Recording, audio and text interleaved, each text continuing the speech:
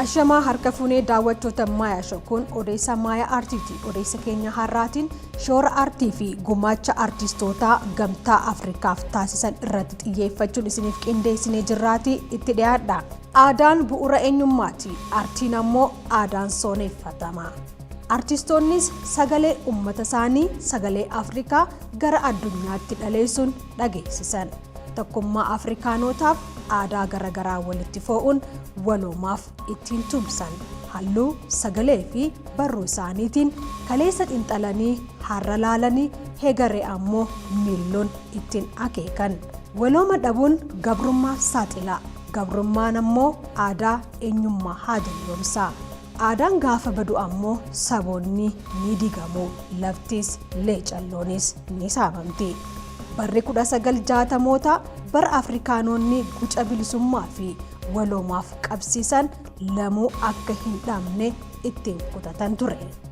Kutannoon sun ammoo dhaabbata guddaa Afrikaanota gaaddisa tokko jalatti waloomsuu fi bilisoomsuu caayaa faaruu fi walabummaa Afrikaanotaa lallabu alaabaa fi faajjii gugurraalee kaleessaa fi heegaree as baasuuf sababa ta'e.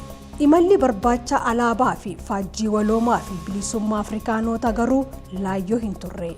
Mul'ataa fi kaayyoo Afrikaanotaan milkeessuuf garaagarummaa qaban moggadhiisanii waloomaaf tumsuun murtee filannoof hin dhaleeffamneef ture. Kanaanis biyyi keenya faajjii bilisummaa Afrikaanotaa ta'uun bara 1963tti dhaabbanni tokkummaa Afrikaa Finfinneetti dhugoome. Kaayyoon dhaabbanni kun hundeeffameef keessaa tokko Afrikaa addunyaatti beeksisuu ture.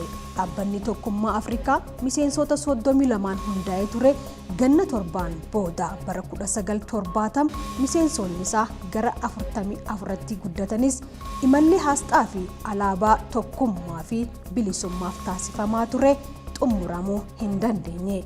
Rakkoolee sirna gabrummaa furuuf hundeessitoonni dhaabbata tokkummaa Afrikaa alaabaa fi faajjii kaleessaa fi heegaree Afrikaanotaa ibsu dhaabbatichaaf akka midhaagfamu murteessan.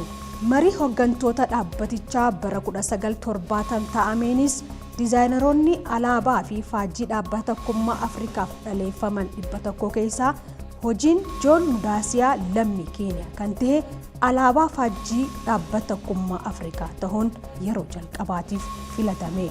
Haa ta'u malee hanga bara 1986 hayyichi Looreet Luccaa Robalee Qawweessaa walaloo isaa Proud to be Africa jedhuun moggaafame gumaachuutti imalli barbaachaa faaruu alaabaa fi faajjii Afrikaanotaa ganna 16f itti fufe. Bara 1986 garuu walgahii hooggantoota Senegaal Daakaaritti taasifameen walaloon Looreet Tsaggaayee Gabramadeen Qawweessaa Proud to be Africa jedhuuf filatame. Walaloo kana ammoo kompoozarrii biyya Keeniyaa beekamaan Arthur Mudago Keemoli haala addaa ta'een qindeessuun midhaayise. Let us all unite and celebrate together. Faaruu alaabaa tokkummaa Afrikaanotaa keessatti hafuura waloomaatu dhagahama. Qaamaan walirraa fagaatanis dhimma Afrikaaf yaadanii waloomuu.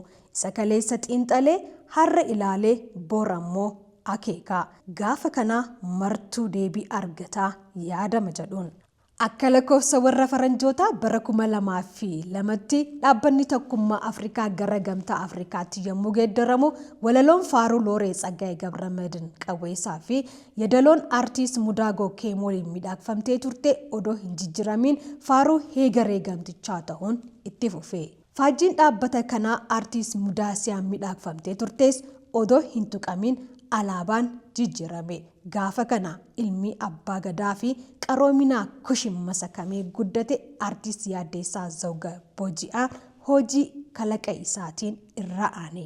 Kalaqni Yaaddeessaa Booji'aa kunis biyyoota Afrikaa mara bifa walqixaan ibsuu danda'uun halluu warqiin faayee kaartaa addichaa irratti marsuun midhaayise. Hojiileen aartii dudurriiwwan Afrikaa kanneeniin kulamtees ibsama seenaa Afrikaa kaleessaa fi akeektuu heegaree ummatichaa ta'uun itti fufee jira.